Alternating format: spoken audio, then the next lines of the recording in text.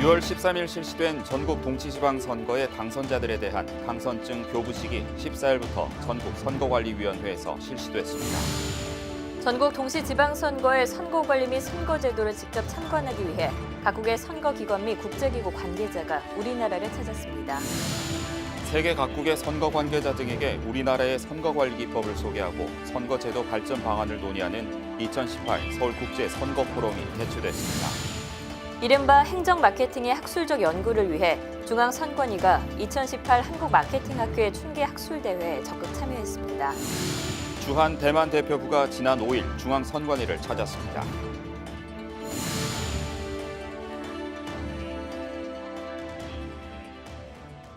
시청자 여러분 안녕하십니까? 한국선거방송 뉴스입니다. 4년에 한 번씩 실시되는 우리나라의 전국 동시지방선거의 선거관리 및 선거제도를 직접 참관하기 위해서 각국의 선거기관 및 국제기구 관계자가 우리나라를 찾았습니다. 이들은 일주일간 우리나라에 머물며 후보자들의 선거운동 모습을 비롯해 투개표 현장도 직접 지켜봤습니다. 그 모습 리포트로 전해드립니다. 지난 지방선거 기간 우리나라에 특별한 손님이 찾아왔습니다. 각국의 선거기관 및 국제기구 관계자 60여 명이 우리나라의 선거관리 시스템을 배우기 위해 방문한 것입니다. 4년에 한 번씩 실시되는 전국 동시지방선거의 선거관리 시스템을 배우고 선거 실시 과정을 직접 참관하기 위해 우리나라를 찾은 국제선거참관단은 7일부터 15일까지 9일간 우리나라에 머물며 다양한 선거체험 프로그램에 참여했습니다. 이에 지난 8일 국제선거참관단은 개회식을 열고 우리나라 방문의 의의를 다시 한번 되새기고 중앙선관위에서 마련한 모의 사전투표 체험을 진행했습니다. 참가자 이름으로 작성된 선거인 명부를 통해 관외 관내 사전투표를 체험하고 개함과 투표지 분류기 운용, 심사 집계 과정 등에 직접 참여하며 질의응답을 이어갔습니다. 개회식 다음 날에는 중앙선거관리위원회를 방문해 김대년 사무총장과 각 나라의 선거 문화에 대해 교류하는 시간을 가졌으며 선거 종합상황실을 방문해 우리나라의 선진 선거관리 시스템을 체험했습니다. 을 비롯한 세계 각국 선거기관 관계자 여러분의 방문에 감사드리며 선거를 통해 동네 민주주의가 만개하는 아름다운 한국으로 여러분의 마음속에 기억되고 우리 위원회와 각국의 선거기관 간 교류 협력을 증진할 수 있기를 기원하겠습니다. 이를 비롯해 국제선거참관단은 2018 서울국제선거포럼 참석, 거리선거운동 참관, 지방선거 투개표 진행 상황 참관 등을 진행했고 14일 참관 결과에 대해 발표와 토론을 하며 일정을 마무리했습니다. 중앙선관위는 이번 국제선거 참관 프로그램이 우리나라의 유권자 투표 참여 편의를 위한 다양한 제도와 신속하고 정확한 개표 시스템을 해외에 소개하는 계기가 되었다며 앞으로도 해외의 다양한 국가 및 기구들과 함께 지속적인 교류와 협력을 통한 선진 선거 운영 시스템 도입을 위해 최선을 다하겠다고 밝혔습니다. 중앙선거관리위원회가 2018 서울국제선거포럼을 개최했습니다. 서울국제선거포럼은 세계 24개국 선거 관계자 등에게 우리나라의 선거관리 기법을 소개하고 선거제도 발전 방안을 논의하는 자리로 올해 4회째를 맞았습니다. 현장 리포트로 확인해 보시죠. 중앙선거관리위원회가 지난 11일 2018 서울국제선거포럼을 개최했습니다. 서울국제선거포럼은 세계 각국 선거 관계자 등에게 우리나라의 선거관리 기법을 소개하고 선거제도 발전 방안을 논의하는 자리로 올해 4회째를 맞았습니다. 유럽연합, 미주국가기구, 아시아재단 등 세계의 국가기구 관계자와 24개국 선거 관계자 130여 명이 참석한 가운데 열린 이번 서울국제선거포럼에서는 사회적 약자의 선거 참여 방안과 가짜뉴스가 선거에 미치는 영향 및 대응 방안, 세계 선거기관 간 협력 증진 방안 등 전 세계 공통 현안에 대한 논의와 발제가 진행됐습니다. 중앙선관위 권순일 위원장은 이 자리에 참석해 참석자들에게 감사의 뜻과 함께 서울국제선거포럼 개최 의의를 전했습니다. It's my great honor to host this event, and I would like to thank all the election officials, representatives from international organizations, and academics that have gathered here from around the world. I'm sure every organization gathered here today has also overcome tough challenges to promote democracy around the world. By sharing our expertise, we can build a brighter future for democracy all over the world. 한편 중앙선관위는 서울국제선거포럼을 통해 세계 민주주의 발전을 위한 국제의제를 주도하고 세계 각국 선거기관 및 국제기구와 지속적인 교류를 이어나갈 계획이라고 밝혔습니다. 행정 마케팅이라는 말 혹시 들어보셨나요? 마케팅이 이제는 단순히 유통과 상업적인 측면에서만 이루어지는 것이 아니라 문화, 경제, 그리고 행정에서도 활발히 사용되고 있음을 알려주는 말인데요. 국민들에게 행정 서비스를 제공하는 측면에서 사용되는 행정 마케팅. 이에 대한 학술적 연구를 위해 중앙선거관리위원회가 2018 한국마케팅학회 춘계학술대회에 적극 참여했습니다. 경영에 있어서 생산자가 상품 또는 서비스를 소비자에게 유통시키는 데 관련된 모든 체계적인 경영 활동을 이르는 말 마케팅. 상품을 사고 파는 기업들에게서 주로 들을 수 있었던 이 마케팅이란 말이 이제는 경제를 넘어 문화, 행정 분야에까지 자리를 잡았습니다. 한국마케팅학회가 주최하고 중앙선관위가 후원하는 2018 한국마케팅학회 춘계학술대회에서는 제7회 지방선거를 맞아 중앙선거관리위원회의 행정마케팅이 화두로 떠올랐습니다. 이에 춘계학술대회의 특별 세션으로 중앙선관위의 행정마케팅 세션이 마련됐고 해당 세션에서 단국대 정현순 교수와 서강대 여창구 교수의 행정마케팅 관점에서 2017 대선 홍보 활동 평가, 선거관리위원회 송현기 정책보좌관의 행정은 마케팅이다, 선거관리위원회의 행정마케팅 추진 사례, 계명대학교 김경우 교수와 단국대 정현순 교수의 2018년도 선관위의 지방선거 홍보활동 평가를 위한 연구 발표가 진행됐습니다. 이날 학회에 참석한 중앙선거관리위원회 김대년 사무총장은 한국마케팅학회의 중앙선관위에 대한 관심에 감사를 표하고 중앙선관위의 선거 홍보 마케팅의 시작점에 대해 전했습니다. 저희 선거관리위원회는 헌법상 독립기관으로서 각종 선거 또 정당 정치자금 사무를 처리하고 있지만 더 나아가서 각종 선거 지원을 통해서 사회갈등 해소 또 민주시민 교육 이런 다양한 분야에서도 저희가 활동을 하고 있습니다. 많은 업무가 발전을 했지만 특히 홍보 분야, 국민 커뮤니케이션 분야에서 비약적인 발전을 이루어왔는데 저희가 2000년부터 마케팅이라는 개념을 도입을 했습니다. 그 당시에 선거라는 것을 상품으로 한번 생각해보고 유권자를 소비자로 생각해서 한번 홍보를 하면 어떨까 하는 그런 출발을 했었습니다. 이날 학술대회에서는 중앙선관위의 선거 홍보에 대한 다각화된 분석과 평가, 제언이 이어졌으며 앞으로 중앙선관위가 행정 마케팅 측면에서 나아갈 방향에 대한 제시가 이뤄졌습니다. 한편 이날 함께 실시된 한국마케팅학회의 올해의 CEO 대상 수상자로는 코웨이 이혜선 대표가 선정돼 수상의 영예를 안았습니다. 우리와 닮은 듯 다른 나라 대만. 주한 대만 대표부가 중앙선관위를 찾았습니다.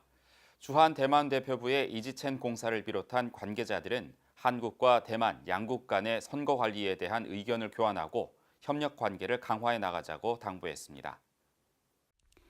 지난 6월 5일 주한 대만 대표부 이지첸 공사가 중앙선거관리위원회를 찾았습니다. 6월 13일 제7회 전국 동시지방선거를 앞두고 대한민국의 선진 선거관리 시스템 및 제도, 그리고 선거 문화에 대한 의견을 듣고 양국의 선거관리 노하우를 교류하기 위해서입니다. 주한 대만 대표부 접견에는 주한 대만 대표부 이지첸 공사를 비롯해 필수연 서기관과 주소원 서기관이 함께 동행했습니다. 주한 대만 대표부 방문단을 맞이한 김세환 기획조정실장은 중앙선거관리위원회의 방문에 감사를 표하고 제7회 전국 동시지방선거의 의의와 의미, 그리고 선거 관리 방향에 대해 설명했습니다. 이지첸 공사는 선진화되어 있는 한국의 선거 관리 시스템에 놀라움을 표하고 한국과 대만 양국이 지속적인 협력 관계를 유지해 선거 관리 방식에 있어 많은 정보 교류가 있기를 바란다고 말했습니다. 1시간가량 진행된 이지첸 공사와 김세환 기획조정실장의 접견에는 허철훈 기획국장이 함께 배석했으며 이지첸 공사에게 꽃과 새가 그려진 전통 족자를 선물하며 화기애애한 분위기로 마무리됐습니다. 6월 13일 실시된 전국 동시지방선거의 당선자들에 대한 당선증 교부식이 14일부터 전국선거관리위원회에서 실시됐습니다. 14일 오후 대구에서는 대구광역시장, 대구광역시 교육감, 비례대표 대구광역시 의원 등 당선자들에 대한 당선증 교부식을 실시했고, 이어 세종특별시와 충청북도 선거관리위원회에서도 정당 관계자, 선거 사무 관계자, 그리고 당선자와 가족 등이 참석한 가운데 잇따라 당선증 교부식을 실시했습니다. 선관위는 유권자의 뜻을 수용하고 후보자 간의 축하와 위로, 포용과 승복의 아름다운 선거 마무리를 위해 당선증 교부식을 개최하고 있습니다. 중앙선거관리위원회 제10차 위원회의가 지난 18일 경기도 수원에 위치한 선거연수원에서 개최됐습니다. 중앙선거관리위원회 위원장, 상임위원, 위원, 사무총장, 사무차장이 참석한 가운데 진행된 위원회의에서는 제7회 전국동시지방선거 관리 결과를 논의하는 등의 의사일정으로 진행됐으며, 위원회의가 끝난 후에는 선거연수원장의 선거연수원 현황 브리핑 및 전시홍보 체험관 관람 등이 이어졌습니다. 특히 위원들은 이날 선거연수원 본관 앞 화단에 선거연수원의 개원을 축하하고 민주시민의 교육을 담당하는 선거연수원의 무궁한 발전을 기원하는 뜻의 식수를 함께 심고 사진을 촬영하는 등 기념 행사도 함께 진행됐습니다. 언론의 자유와 신속한 피해 구제를 통해 공정한 선거 보도에 앞장서고 있는 인터넷 선거보도 심의위원회가 지난 18일 제15차 위원회의를 개최했습니다. 이날 열린 회의에서는 인터넷 선거보도 심의위원회 김동윤 위원의 임기 만료에 따라 전진우 언론중재위원을 해당 위원회의 신임위원으로 추천하는 안건과 함께 13일 실시된 제7회 전국 동시지방선거의 불공정 심의 조치 현황에 대한 논의가 진행됐습니다. 제7회 지방선거에서는 정정보도 2건, 반론보도 2건, 경고문 게재 2건, 그리고 경고와 주의 각각 16건과 30건, 공정보도 협조 요청 133건, 기각 37건 등 총 222건의 심의 조치가 이루어졌으며, 이 중 국회의원 재보궐선거 심의 조치 건수는 경고문 게재, 경고, 기각 각 1건씩 총 3건입니다. 인터넷 선거보도 심의위원회에 이어 중앙선거방송토론위원회도 지난 20일 제7차 위원회의를 열고 주요 업무 추진 상황에 대한 논의를 진행했습니다. 이날 회의에서는 위원회 위해촉에 대한 안건과 제7회 전국동시지방선거의 공직선거 정책 토론회와 후보자 토론회, 유권자의 날 기념 유권자 대토론회 개최 결과에 대한 성과와 개선, 보완 사항이 논의됐습니다. 이와 함께 8월부터 9월 한 달간 개최될 2018 대한민국 열린 토론대회 일정에 대한 공지와 함께 정당법 제39조에 따라 개최하는 2018 제1차 정당정책 토론회 개최 일시, 장소 등 결정안에 대한 논의가 진행됐습니다. 한편 제1차 정당정책 토론회는 오는 7월 20일 국정 현안을 주제로 중앙당의 대표자, 정책연구소의 소장 또는 중앙당의 대표자가 지정하는 사람이 토론자로 참석하는 가운데 KBS 스튜디오에서 생방송으로 개최될 예정입니다. 주민들을 대신해 주민들의 목소리를 정책으로 추진하고자 하는 사람들, 바로 광역의원 그리고 기초의원들인데요. 하지만 이들이 수많은 계층과 직군의 주민들의 목소리를 모두 다 대변하기는 힘든 것이 사실입니다. 따라서 우리나라는 각계각층 주민들의 의견을 수용하기 위해서 비례대표제를 실시하고 있는데요. 이번 6.13 지방선거에서도 비례대표 광역의원 그리고 비례대표 기초의원 선거가 포함돼 있었죠. 오늘 선거 상식에서는 지방선거 비례대표 당선인의 결정 방법에 대해 소개해드립니다. 장현재 아나운서입니다. 지난 13일 제7회 전국 동시지방선거가 실시됐습니다. 역대 지방선거 중 1995년에 치러진 제1회 지방선거를 제외하고 가장 높은 60.2%라는 투표율을 기록했는데요. 이 수치를 통해 우리는 국민들의 정치적 관심이 나날이 높아지고 있음을 확인할 수 있었습니다. 이런 정치적 관심에도 불구하고 우리가 늘 어렵게 생각하는 선거가 있습니다. 바로 비례대표 선거인데요. 이번에 치러진 7개의 선거에도 비례대표 광역의원 그리고 비례대표 기초의원 선거가 포함되어 있었죠. 익숙한 듯 어려운 비례대표 선거, 오늘 선거 상식에서는 지방선거의 비례대표 당선인 결정 방법에 대해 알아보겠습니다. 투표 당일 받았던 투표용지 중 기호와 정당의 이름만이 적혀있던 투표용지 기억하시나요? 바로 비례대표 지방의원을 선출하는 투표용지였는데요. 각 정당의 득표율에 따라 당선이 결정되는 비례대표제. 비례대표제는 각 정당을 지지하는 유권자의 비율을 의회 구성에 반영함과 동시에 다수당의 의석 독점을 방지하고 소수 정당에게도 득표 비율에 따라 의석을 부여함으로써 정치적 목소리를 낼 수 있는 기회를 주기 위한 제도입니다. 비례대표제는 수백 가지의 형식을 가지고 있습니다. 각 나라에서는 자신들의 국가 상황에 맞춰 다양한 비례대표제를 채택하고 있는데요. 우리나라는 이 중 명부식 비례대표제를 채택해 실시하고 있습니다. 명부식 비례대표제는 유권자가 정당에 투표를 하도록 하고 정당은 이에 앞서 후보자의 명부를 작성, 관할 선거구 선관위에 등록 신청을 합니다. 그리고 선거 결과에 따라 차지하게 되는 의석수를 기준으로 순위를 매겨놓은 후보자가 당선되는 방식입니다. 따라서 각 정당에서는 보다 전문적인 입법, 다양한 시민들의 의견 개진을 통한 정책 활동을 위해 비례대표 후보자를 각 분야의 전문가 또는 소외계층 출신의 인물에게 할당하고 있습니다. 그렇다면 비례대표 지방의원 선거에서 당선인은 어떤 방법으로 결정되는 걸까요? 비례대표의 당선인 결정은 공직선거법 제190조의 2에서 규정하고 있는데요. 비례대표 지방의원 선거에 있어서는 해당 선거구 선거관리위원회가 유효투표 총수의 100분의 5 이상을 득표한 각 정당에 대해 해당 선거에서 얻은 득표 비율에 비례대표 지방의원 정수를 곱해 산출된 수의 정수의 의석을 그 정당에 먼저 배분하고 잔여 의석은 단수가 큰 순으로 각 의석 할당 정당에 한 석씩 배분하도록 명시하고 있는데요. 하나의 정당의 의석 정수의 3분의 2 이상의 의석이 배분될 때에는 그 정당의 3분의 2에 해당하는 수의 정수의 의석을 먼저 배분하고 잔여 의석은 나머지 의석 할당 정당 간의 득표 비율에 잔여 의석을 곱해 선출된 수의 정수의 의석을 각 나머지 의석 할당 정당에 배분한 다음 잔여 의석이 있는 때에는 그 단수가 큰 순위에 따라 각 나머지 의석 할당 정당에 한 석씩 배분하도록 하고 있습니다. 또한 비례대표 선거에서 한 개의 정당만이 후보자를 추천한 때에는 투표를 실시하지 않고 당선인을 결정합니다. 이번 지방선거에서 각 정당은 비례대표 지방의원 선거의 후보자를 육군 여군학교장 출신부터 젊은 워킹맘, 그리고 체조선수 출신의 장애인 활동가, 환경운동가까지 다양한 계층, 다양한 분야의 후보를 1번 후보로 내세웠습니다. 소수 정당에게 기회를 주고 각계각층 국민들의 의견을 보다 많이 듣고 정책에 반영하기 위한 비례대표제. 비례대표제에 담긴 의미와 뜻에 따라 이번 선거에서 당선된 많은 비례대표 의원들이 주민들의 목소리를 적극적으로 대변해 각 의회에서 활발한 활동을 펼쳐주시길 기대해봅니다. 지금까지 선거상식 장현재였습니다. 이어서 간추린 뉴스를 전해드립니다. 중앙선거관리위원회는 6월 13일 실시된 제7회 지방선거와 관련해 선거일 후 답례 행위에 대한 예방 및 단속 활동을 실시한다고 밝혔습니다.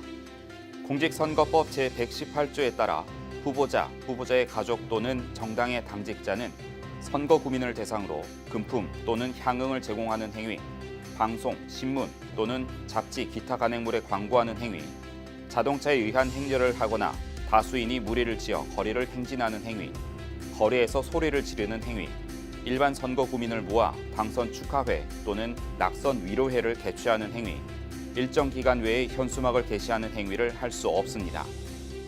중앙선관위는 해당 내용을 위반할 시 1년 이하의 징역 또는 200만 원의 벌금에 처해질 수 있음을 알리고 공직선거법 준수로 선거가 아름답게 마무리될 수 있도록 적극적인 협조를 당부한다고 밝혔습니다.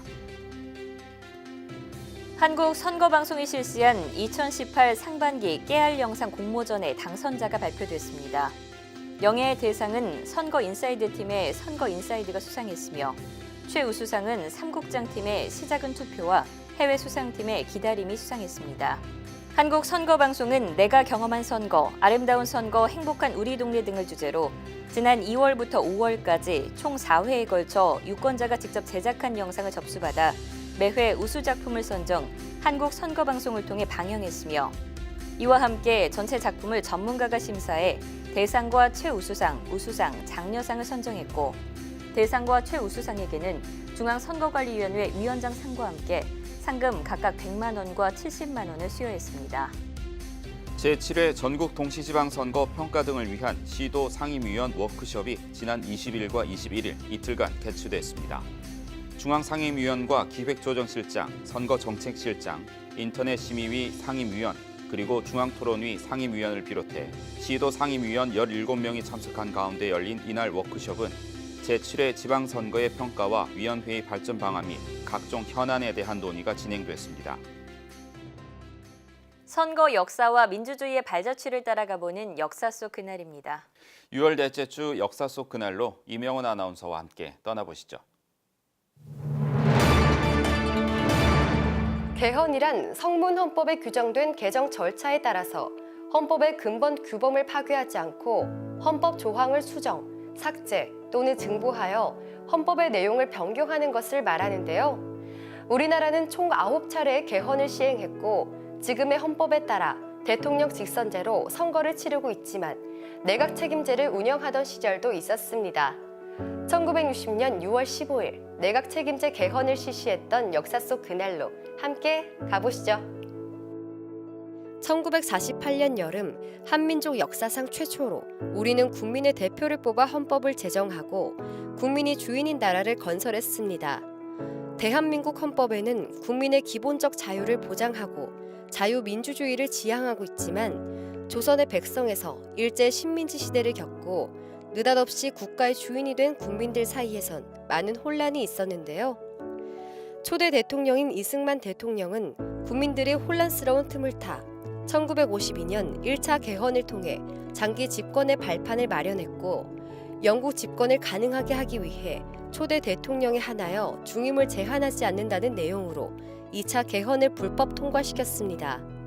이후 1960년 3월 15일 장기 집권을 위한 부정선거가 치러졌고 이로 인해 4.19 시민혁명을 통해 결국 이승만 대통령은 사퇴 선명서를 발표하고 독재 정권은 무너졌습니다. 이승만 정부가 붕괴된 후 제왕적 대통령의 혼쭐이 난 정치권과 국민들은 내각 책임제에 대한 필요성을 느꼈고 1960년 5월 21일 내각 책임제를 토대로 한 개헌안이 공고됐고 1960년 6월 15일 내각 책임제 개헌이 실시됐습니다. 내각 책임제란 실질적인 행정권을 담당하는 내각이 의회 다수당의 신임에 따라 존속하는 의회 중심주의의 권력 융합 형태로 내각 책임제를 바탕으로 하는 3차 개헌은 형식상 개헌이지만 실질적으로는 재헌이라고 할 수 있을 만큼 광범위한 개정이 이루어졌습니다. 개헌안을 살펴보면 자유와 권리의 본질적 내용 침해를 금지하는 조항을 신설하고 언론, 출판, 집회, 결사의 사전 허가나 검열을 금지하는 한편 공무원의 정치적 중립을 보장하는 등 앞선 헌법에 비해 민주주의의 요건을 비교적 충실히 담았다는 평가를 받고 있는데요. 이 개헌안이 채택된 후 처음으로 민의원과 참의원의 선거가 실시되었으며 민참의원 합동회의에서 간선제로 윤보선 대통령을, 장면 총리를 각각 선출했습니다. 3차 개헌을 통해 독재를 무너뜨리고 민주주의가 만개할 것이라는 기대도 있었지만 거듭된 사회 혼란으로 5.16 군부 쿠데타가 발생했고 박정희 등 5.16 주체 세력이 국민투표를 통해 직선제 개헌안을 통과시키면서 내각 책임제 개헌 헌법은 역사 속으로 사라졌습니다. 우리나라는 1987년 국민투표에 의해 개헌된 9차 헌법이 현재까지 이어지고 있으며 최근 38년 만에 대통령의 발의에 의한 10차 개헌안이 국회로 넘어오면서 국민들과 정치권의 이목이 집중되기도 했는데요. 어떻게 헌법이 개헌되느냐에 따라 국민들의 삶의 질 또한 크게 좌우될 수 있습니다. 대한민국 민주주의의 발전을 위해 국민 모두가 개헌의 중요성을 명확히 인식하고 올바른 방향으로 개헌될 수 있도록 많은 관심을 가져야 할 것입니다. 지금 우리나라에서는 일정한 나이 조건을 충족시키면 선거권은 누구에게나 주어진 당연한 권리인데요. 하지만 이처럼 평등한 참정권을 얻기 위해 세계 여러 나라의 여성들은 많은 피와 눈물을 흘려야 했습니다. 의회 민주주의의 대표 국가인 영국에서도 1928년에 이르러서야 여성들이 투표를 할 수 있게 됐는데요. 영국 하원에서 여성의 참정권을 승인한 1917년 6월 19일 역사 속 그날로 함께 가보시죠. 의회 민주주의가 세계에서 가장 발달했다는 영국도 정치는 남성의 전유물이었는데요. 여성들은 투표권은 물론 법적 권리도 보장되지 않았으며 당연히 교육의 기회도 제공되지 않았습니다. 이러한 열악한 상황 속에 여성들은 자신들의 법적 권리를 쟁취하기 위해 여성 투표권 운동인 서프러제트 운동을 벌였는데요. 서프러제트란 참정권을 뜻하는 서프러지에 여성을 뜻하는 전미사 에트를 붙인 말로 여성 참정권 운동 단체인 여성사회정치연합을 경멸조로 칭한 용어였으나 이후 여성 참정권 운동가를 지칭하는 용어로 사용됐습니다. 여성들이 투표권을 쟁취하기 위해서 한 많은 노력들 중 대표적인 사건은 바로 1913년에 있었던 데이비슨 사건입니다. 1913년 6월 4일 영국 앱섬 다운스에서 영국 국왕 조지 5세가 참관한 가운데 잉글리시 더비 경마가 개최됐는데요. 수많은 관중이 들어찬 경마장은 함성과 흥분으로 가득 차 있었습니다. 그런데 갑자기 한 젊은 여성이 국왕 소유의 순종말의 고삐를 잡으려고 앞으로 뛰어들었고 그녀는 말발굽에 밟혀 쓰러져 머리에 큰 부상을 입은 채 나흘 만에 숨을 거두고 말았습니다. 당시 여성의 외투 안쪽에는 여성사회정치동맹이라고 쓰인 깃발 2개가 꽂혀 있었다고 하는데요. 이 여인이 바로 영국의 여성 투표권 쟁취의 밑거름이 된 에밀리 데이비슨입니다. 서프러제트의 대표적인 여성 운동가 에밀리 데이비슨은 우체통에 불을 지르거나 정치인의 저택을 습격하는 등 대담한 운동가로 알려져 있는데요. 9차례나 투옥됐고 감옥에서 7번이나 단식 투쟁을 벌였던 그녀는 최후의 수단으로 자신의 목숨을 버리면서까지 의회에서 연이어 부결당한 여성 참정권 입법에 대한 강력한 항의를 했던 것입니다. 그녀의 장례식엔 많은 여성들이 모였고 장례식은 여성 참정권을 요구하는 대규모 시위로 변모하기도 했습니다. 그리고 1914년 제1차 세계대전 발발로 여성들은 전장에 나간 남성들을 대신해 군수 물자를 제조했고 이후 국가 위기 극복에 헌신한 여성들에게 보상 문제가 논의됐는데요. 많은 여성들의 투표권 투쟁과 함께 세계대전의 공을 인정받아 1917년 영국 하원에서 여성 참정권을 승인하면서 1918년 일정 재산을 가진 30세 이상의 여성에게 투표권을 부여하게 됐습니다. 그로부터 10년이 지난 1928년에 이르러서야 영국에서는 여성도 남성과 같이 21세 이상이면 누구나 동등한 선거권을 받게 됐는데요. 영국에서는 올해 여성 참정권 100주년을 맞아 서프러제트 운동을 되돌아보는 분위기가 있었고 또 영국 정부는 서프러제트들에 대한 사면을 검토하겠다고 발표하기도 했습니다. 우리에게 너무나 당연한 권리여서 소중함을 몰랐던 투표권은 많은 여성들이 목숨을 잃으면서까지 지키고 싶었던 권리라는 것 잊지 말아야 할 것입니다. 중앙선관위에서 알려드리는 주요 소식입니다. 9월 7일과 8일 이틀간 대전 KT 인재개발원에서 열리는 2018 열린 토론대회의 토론 논제를 공모합니다. 대한민국 국민이라면 누구든지 공모에 참여할 수 있으며 청춘들의 관심사를 반영한 정치, 사회, 선거 분야 전반에 대해 자유롭게 제안할 수 있습니다. 공모 기간은 6월 27일까지며 결과는 7월 26일 중앙토론위원회 홈페이지를 통해 발표될 예정입니다.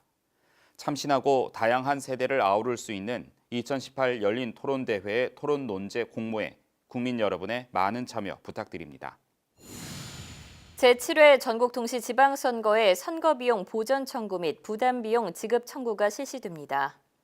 후보자가 당선되거나 사망한 경우 후보자의 득표수가 유효 득표 총수의 100분의 15 이상인 경우에는 후보자가 지출한 선거비용의 전액이 보전되며 후보자의 득표수가 유효 투표 총수의 100분의 10 이상, 100분의 15 미만인 경우에는 후보자가 지출한 선거비용의 절반에 해당하는 금액이 보전됩니다. 후보자는 공직선거관리 규칙에 따른 증빙 서류를 오는 25일까지 각 지역 선관위에 제출해야 하며 회계보고서에 보고되지 않거나 허위로 보고한 비용, 통상적인 거래 가격을 정당한 사유 없이 초과한 비용, 선거운동에 사용하지 아니한 차량 등의 구입, 임차 비용 및 증빙할 수 없는 자료가 제출되지 않은 경우 등에 대해서는 보전받을 수 없습니다. 헌법 제116조 제2항은 선거에 관한 경비는 법률이 정하는 경우를 제외하고는 정당 또는 후보자에게 부담시킬 수 없다라고 선거공영제를 명문화하고 있습니다. 재력이 없어 선거에 입후보하지 못하는 유능한 사람에게도 입후보의 기회를 제공하고 후보자 간의 선거운동의 기회를 균등하게 보장하는 한편 선거운동의 과열을 방지하기 위해 국가 또는 지방자치단체가 선거 비용을 보전해주고 있습니다. 6.13 지방선거가 끝나고 2018 러시아 월드컵이 시작됐습니다. 우리 국민들에게 6월은 그야말로 축제의 달인데요. 우리 동네를 위해 4년 동안 열심히 뛰어줄 당선자들과 러시아에서 가슴에 태극마크를 달고 최선을 다해 뛰고 있는 국가대표 선수들. 그들에게 지금 가장 필요한 건 우리의 응원과 격려가 아닐까 생각됩니다. 네, 국가대표팀의 선전을 기원하면서 한국 선거방송 뉴스 마치겠습니다. 시청해주신 여러분 고맙습니다.